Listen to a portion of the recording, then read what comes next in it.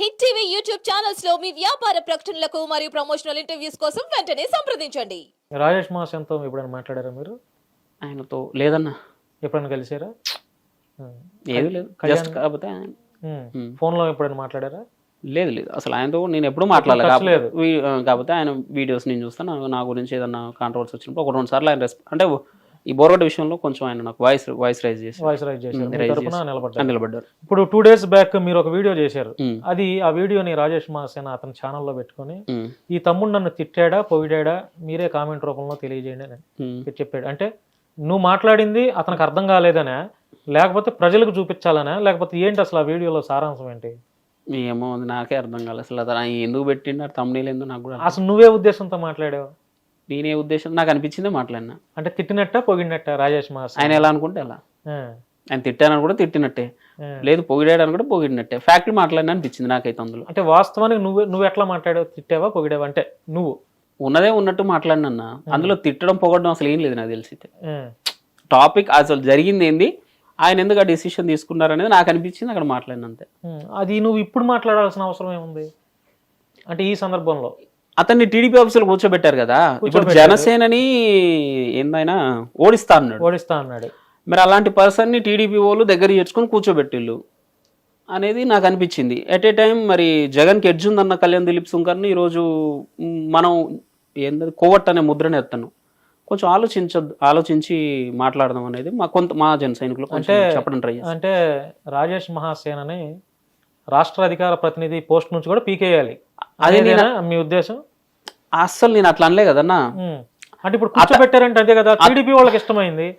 టీడీపీకి మెచ్యూరిటీ ఉందనుకోవచ్చు. లేదా 20 సీట్లే కదా, వాళ్ళకి 130 సీట్లు ఉంది అన్న. 130 సీట్లు మేము త్యాగం చేస్తే వచ్చినాయి అన్న. 130 మేము కూడా పోటీ చేస్తే మాకు కూడా వస్తాయి కదన్నా. మేము త్యాగం చేసి తగ్గి 21కి మేము ఆగిపోయినాం. మిగతా ఇప్పుడు ఈ రిమైనింగ్ మిగతా సీట్లు అన్నీ ఉన్నాయి కదా, అక్కడ జనసేన ఓట్లు ట్రాన్స్ఫర్ అయినాయి కాబట్టి 130 కాబట్టి 140 వస్తాయి. ఈ 20 కూడా మేము వదిలేసి ఉంటే ఆ 174 వచ్చేటి మాకు, లేకపోతే మొత్తం పొత్తులు. ఇప్పుడు రాజేష్ మహాసేన రాష్ట్ర అధికార ప్రతినిధిగా ఉన్నారు. రీసెంట్ గా మంగళగిరి స్టేట్ ఆఫీస్ లో వెళ్ళి కూడా ఆయన ప్రెస్ మీట్లు అన్ని మాట్లాడుతున్నారు. వాళ్ళకి లేని ఇది మీకెందుకు? అంటే ఇప్పుడు నా మనసులో అనిపించింది, నేను అతను బాయ్కాట్ చేస్తే రాజేష్ మహాసేన వాళ్ళ పార్టీ అధినాయకుడు లేకపోతే వాళ్ళ పార్టీ రాష్ట్ర అధ్యక్షుడు వాళ్ళు చేస్తారు కదా, మీకెందుకు? అంటే గుడ్డగాల్చి ఇలా ముఖం మీద వదిలేస్తారు. నా ఒపీనియన్ చెప్పకూడదన్న. నా ఒపీనియన్ నాకు అనిపించింది. పవన్ కళ్యాణ్ ఓడిస్తా అన్నాడు కాబట్టి రాజేష్ మహాసేన కూడా అడ్రస్ లేకుండా చేయాలనేది మీ యొక్క స్టేట్మెంట్స్ అనమాట? కాదు, అలా కాదు.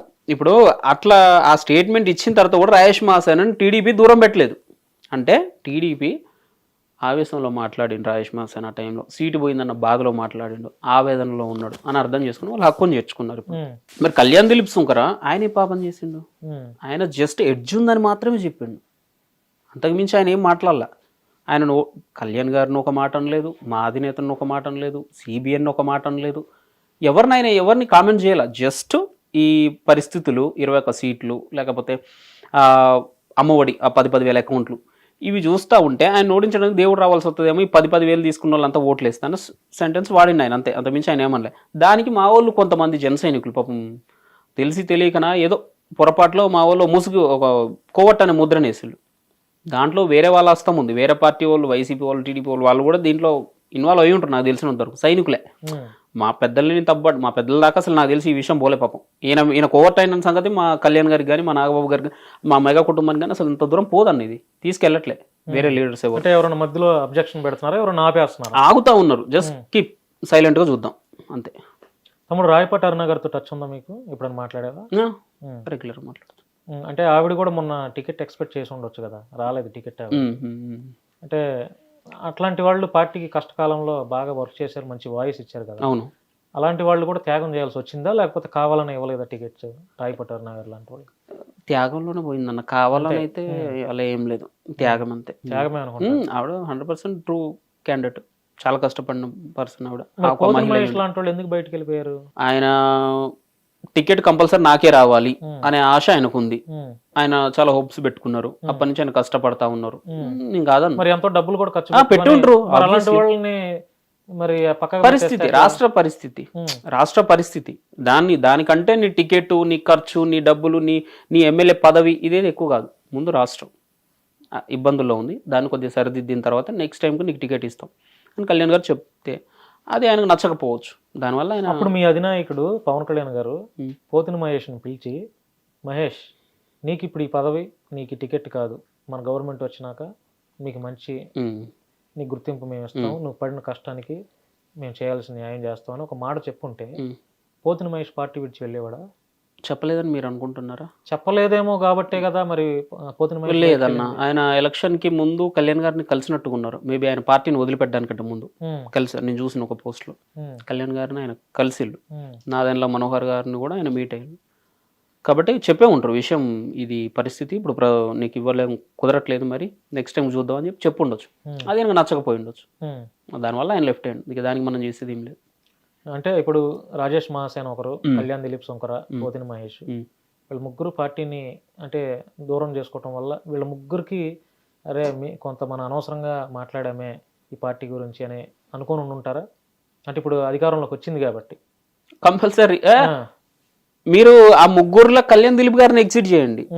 ఆయన పవన్ కళ్యాణ్ గారిని ఏమనలేదు, ఆయన ద్వేషించలేదు. ఇప్పుడు రాజేష్ మహాసేన పవన్ కళ్యాణ్ గారిని ఓడిస్తానని స్టేట్మెంట్ ఇచ్చిండు. ఈయన పోతిన వెంకట మహేష్ కూడా కళ్యాణ్ గారిని ఆయన పర్సనల్ ఇంకా ఘోరం, ఇంకా ఈయన ఓడిస్తా అంతవరకే. ఈయన నీ భార్యను తీసుకుంటరా అన్న, లెజినోని పట్టుకరా, నీ 4వ భార్యతో నువ్వు గృహప్రవేశం చెయ్యి, ఇలాంటి క్వశ్చన్స్ అడిగింది నేను. ఎవరు? పోతిన వెంకట మహేష్. వీళ్ళు బాధపడి ఉంటారు. కళ్యాణ్ దిలీప్ గారు అయితే పవన్ కళ్యాణ్ గారిని ఏ రోజు ఒక మాట అనలా. ఆయన ఫ్యామిలీ విషయాలు కానీ ఆయన పర్సనల్ విషయాలు కానీ వచ్చినప్పుడు అందరికంటే ఎక్కువ మా అందరికంటే ఎక్కువ క్వశ్చన్ చేసింది కళ్యాణ్ దిలీప్ శంకర. ఆయన ఏం ఫీల్ అవ్వరు, కళ్యాణ్ గారు గెలిచినందుకు ఆయన హ్యాపీగానే ఉంటారు. కాకపోతే ఆయన లెక్క తప్పింది. ఆయన అనుకున్నది ఏంది, ఈ అమ్మఒడి ఒకటి, తర్వాత 21 సీట్లు కాబట్టి జనాల్లోకి అది వెళ్ళకపోవచ్చు, ఇంపాక్ట్ ఈసారి ఎలక్షన్లో జగన్కి ఎడ్జ్ చూపెట్టొచ్చు అనే లెక్కలు ఆయన వేసుకున్నాడు. ఆ లెక్క తప్పింది అంతేగాని పవన్ కళ్యాణ్ గారిని అనవసరంగా నేను అన్నానే అసలు, అంటే కదా అనవసరం అనే మాట రావడానికి, అసలు ఆయన అనలే, ఆయన ఏమనలే, జస్ట్ ఎడ్జ్ ఉంది అన్నారు. ఓహో నేను అనుకున్న తప్పు, ఓకే నేను ఎక్స్పెక్ట్ చేసింది రాంగ్ అనుకున్నాను, సైలెంట్గా ఉండుంటారు అంతే. హిట్ టీవీ యాప్ ని డౌన్లోడ్ చేసుకోండి. ఇందులో short news, live news, entertainment movies అన్ని అవైలబుల్ గా ఉన్నాయి. Please download hit TV app. Hit TV app ని ఫ్రీగా డౌన్లోడ్ చేసుకోండి.